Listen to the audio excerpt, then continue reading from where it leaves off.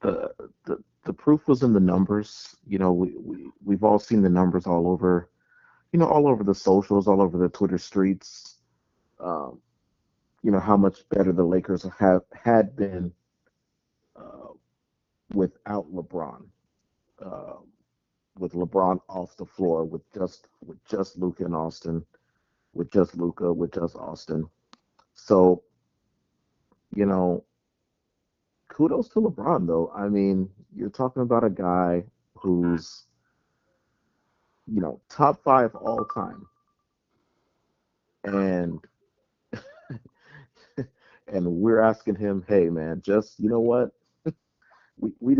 only need you to be a role player. What a great luxury to have. I mean, I think like having LeBron as a third option to do what he does, what he's still able to do, which is kind of, run the floor, get some easy buckets for us. Play, you know, he hasn't really shown it, but he's been showing it, especially these last two games, especially this game, um, taking on the challenge. He was guarding KD a lot in the third quarter, um, and then the Nuggets game as well, diving on the floor for loose balls, the full extension, amazing. I mean, again, this is a guy who's, he's the leading scorer all time in the NBA. You know, every record under the sun, and we're just like, you know what? Be a role player for us. So again, I mean, it's such a luxury to have, and I mean, it makes me feel way better going into the postseason with LeBron actually buying in. I wasn't sure that he would be able to, given his stature in the league. Um, but listen, the way he's been playing, he, he is fully bought in. It looks like he's all in for this run. Um, and LeBron is a known liar. We all know this, but I guess at media day, I guess he was telling the truth, right? He said at media day, I came back to play with Austin and Luka. Um, and so, the sacrifice that he's showing, um, absolutely amazing. And you have to applaud. You have to applaud this man in his 23rd year, um, the player that he is, being willing to, take a back seat to these guys. Yeah. So we'll take a quick break and then we'll be back with Galvez's thoughts. All right. So we're back. Galvez. Uh, like I said, the Lakers are streaking. How are you feeling about Yeah, man, just to echo what what Jason said, it's I don't know if he had to he had to look in the mirror and realize, look, if we're gonna make any noise in the playoffs, I need to accept the third role. Um, and but shout out to LeBron, who, you know, as much as we love Kobe, I don't think if the roles were reversed, if Kobe was still playing at 41, I don't think he would have taken the third role. You know, he would have said, "We're gonna win on my watch, we're gonna lose on my watch," and that's just the way it is. So, I think Jordan retired before he realized he wasn't gonna be top dog either. It's just these guys, these super ultra alpha players, uh, they just I don't think they can accept it. So shout out to LeBron, who also, because he is now the third option, he's just kind of standing around. He's going to be fresh for the playoffs. He's going to be fresh in the fourth quarter. Let's just hope that when it is time for playoffs, he can still keep that I'm the third option mentality. Mhm. Because once the playoffs, it's easy for him to feel like this in early March, mid March, when games aren't as important. We're just pretty much playing for seeding right now. But in the playoffs, Do you think he can still have that mentality? He better if he wants to get that fifth ring. Like playing like this, we can, it seems like we can beat anybody. Yeah, even the Thunder. Well, I okay, mean, right. Oh, okay. I So, was gonna say real quick, that the trade that we did for Kupo, I think that's how you pronounce his last name. That could For, be that one signing that literally makes the difference in a one playoff game where for who? who's the guy we traded for, the white guy who's Oh, Luke Kennard? there you go. I don't know what I was thinking about the other player. Oh, Those are the type of pickups that win you yeah, championships. facts. All of a sudden, we're like, since the trade deadline, we're like one of the top shooting teams in the league. one thing about Kennard is, and it's funny, you know, sometimes a video will come up, an old video we did where, I don't remember who was saying, but it was, our podcast. And somebody was saying, 'cause I didn't click on it, I just saw the video. I hadn't watched it. There's a clip that I put up there though. But basically, somebody was saying that the Lakers haven't had a knockdown shooter in years. This Yeah, Luke Kennard, anytime he's open, especially in the corner, Yeah, you expect him to hit. You know, yeah. so Tonight, tonight was really the first night he hasn't hit yeah, since he joined. uh huh, I expect him to go off on Wednesday. You know what I mean? yeah. Like, Right. Something I talked about is that the Lakers are being gentrified. Same way as the Dodgers. The Dodgers have damn near the whole. I mean, there's only a couple black guys on the team. Mookie, who's half black, like a Derek Jeter type, kind of, but he's not as light as Derek Jeter. And then Teoscar, who's a Dominican black. You look at the Lakers now, half the rotation guys are white guys. Really, more than half, I think. How do you guys feel mm, about that? um, as long as we're just winning, that's all as that long really as we're matters. yeah, as long as we're winning. I mean, listen, Luka is one of the top players in the league. I think Austin's one of the top players in the league. I mean, it's hard to turn your nose up at that. Like, you know what I mean? Like, who cares as long as they're hooping? I mean, Luke Kennard, I mean, he's literally changed the three-point shooting culture around the team. Like with him, like with Luke Kennard and Rui, you know, standing out there behind the three, like teams, have to be hesitant to really double on Luca and Austin when they're attacking the rim. So I mean, it makes us really dangerous. Jake LaRavia, I will say, like, man, this guy. He's got to get his confidence back on the offensive end. That's the only thing that's really missing from Mr. LaRavia right now. Getting his 3-point shot back.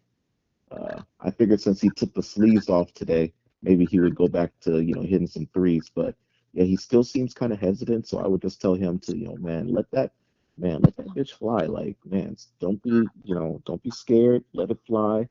Uh, Yeah. you know, because we definitely we can always use more threats from behind the arc. But um, you know even But though we he don't need hasn't that. been even though he hasn't been hitting, shots offensively, he has been a absolute demon on the offensive glass. And and his defense has always been solid, but yeah, now that he's not shooting, he's been an absolute demon on the offensive glass. And so, kudos to him, even though again, he hasn't been necessarily hitting from deep, he's still made himself um, he's still making himself a valuable piece of the team, and he's still being able to impact the game, even though his shot isn't necessarily falling.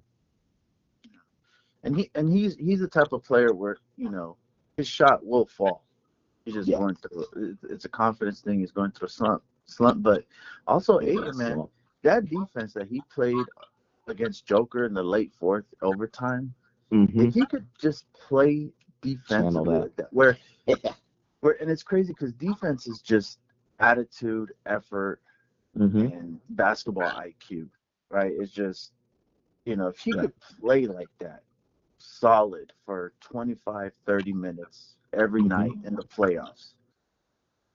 This, now I get it. We're Laker fans, so we tend to kind of get really high, get really low, Yep. but and I know since we've been podcasting every year, we go into the playoffs thinking the only This is team it. that can beat us is this team, and then we get swept in the first round, like. For real.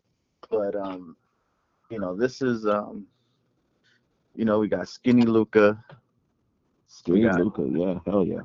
we got um, Austin Reeves, who's you know, damn. I mean, how? At what point do you just say, yeah, man, he's a legit all-star caliber player? I think he already is. Uh, he is already. Hell yeah. Really quick, going back to Aiden. I don't know if you guys, I don't know if you noticed in that Nuggets game, he did not think he was coming back in. Like he took his wristband off. I don't know if you guys had noticed that, but Yeah. Uh-huh. I was like, why is that moving his arm there?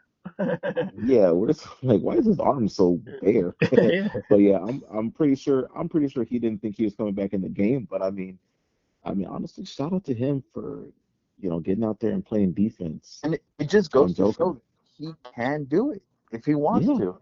hell He yeah. can do it if Reddick can somehow just instill the confidence where it's like, look, man, you're our starting center. You're a legit Hmm. center. We Hmm. need you. You know, give him some, run some plays for him, some lobs, some easy baskets, get him going. And yeah, man, that defense he played on Joker, man, that was impressive. Very impressive. Who knew? Who knew? Right. Okay. We're gonna take a quick break and then we'll be right back again. All right. Welcome back. All right. Welcome back to the Complete Lakers podcast. So I just wanted to have a couple thoughts as you guys were talking. Number one, uh, since you guys were talking about the shooting, Marcus Smart also. I don't know when Marcus Mm, Smart became that good of a shooter, but he's been the most consistent shooter on the team who's been here the whole season. I would say from outside, So I feel like when he was in Boston, I don't think he was as good of a 3-point shooter when he was in Boston. So Not that I remember. yeah, so he's been fantastic.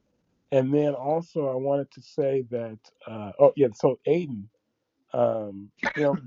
like that block he had on Joker in overtime, where he blocked it and then the ball Hmm. went out of bounds and he could have grabbed it and he didn't grab it, right? And then the next Yeah. possession, Joker, you can't give Joker another chance. He scores. No. Luckily, we still win the game. But yeah, that was one of those ones. I was like he Aiden mm, himself was shocked that he blocked the Joker in that situation and just let the ball go out of bounds. Um, the other thing I was gonna yeah. say is, okay, so these wins, right? Uh, the Nuggets win, yeah, it was exciting, but when is Jamal Murray ever going to play that poorly again? 5 points in Right. 36 minutes and fouled out. And one thing I'll say though is that I didn't know Mitch and Guy was that I thought they had stopped playing hit the road jack when guys fouled out of the game. You know, so that felt that because when we were kids, that was always a fan favorite. When somebody would foul Hmm. out and they hit the road jack, and Yeah. that's Ray Charles. And then when Jack would be in the stands, man, and we'd be like, "Damn, man, everything is going to Lakers' favor right now." And and then, but yeah, so it's kind of like a caveat to it, the fact that Jamal played that poorly. But then on the other hand, it's like the fact that we were finally able to kind of outsmart the Nuggets for once instead of the other way around. Normally, the Nuggets have won that game 9 times out of 10 the last several years against us. But Yeah. this time we got them. And then the other thing I will say, so tonight, Shingun didn't play at all, did he? No, he didn't. Right. So I mean, Shingun is especially without I forget who was sent out to the game tonight, but especially without with Van Fleet being out the whole year, since the summer, and not going to play this season. Shingun being like a point center, without him, I mean, it's really Houston really. And that's the thing about Houston is that, and I like Reed Shepard a lot. I think he can play. But you look at them in the playoffs. It's like, are they really going to be able? How many playoff series can they really win without a true point? Starting point guard. Exactly. People talk about Amin Thompson, but Amin Thompson playing out of position. You can't not. He's not a point guard. He's a forward. They have him playing guard because they don't really have any other. Shepard, like I think, he's a good young player, but he's not ready for, the. I mean, he's not ready for. I mean, he's played well, but in the playoffs, I don't think he's going to be ready. But yeah, there's like an asterisk, but it's still because they could have come out flat tonight after as much emotional as that game was on Sunday. They could have come out Yeah. flat tonight, but they hung in there and they and won the game. Um, Mm. And on the road. yes, on the road. And on the road. We'll see what Yeah. happens on And Wednesday. the good thing about this Laker team is everybody knows their role. Hmm. Now, And yeah. you know, and like I said, if LeBron can just, like I said, in the playoffs, I want to see him accept that third option. Um, and I think we'll be fine. I mean, we can't. I don't think for sure we're not catching either the Spurs or OKC. So we just gotta, No, we're playing for you know, third. you know. Um, Um, but Really? I would have much rather, you know, play for matchup rather than seeding though. Yeah. who do we match up best against in the first round? Will we want to play Minnesota? Last year that didn't go well. That's what I told. Yeah, that's what I was telling your boy Shane Murray. I was like, I don't know, it didn't go too well last season, but So right it is a. now we would play against Minnesota. They're the sixth seed, Oh wow. I mean, honestly, playing the way that we're playing right now, we can beat anybody. Like, you know what I mean? So, I'm not too scared. including OKC and Spurs. Uh, the Spurs for sure. Now, OKC, bit of a tougher matchup for us, I think. But I mean, playing like this, I mean, anything's possible. I'd give us a puncher's chance. I Yeah. give us a better chance against the Spurs, but And the problem Spurs have is they've never even been in the playoffs before with this team. And the problem that the Thunder have is just plain hard to go back to back. I don't care who you are or what area you're in, it's hard. It takes a special team to go back to back. So yeah. we'll just have to see. Um, I, okay, so uh, Really quick about Jamal Murray.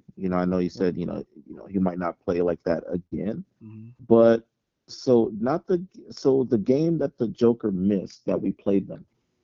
So not the game before because they ended up beating us, but the game before the last game. He went off in the first half, right? Mhm. But then we held him to like I think we held him to like 2 or 3 points in the second half.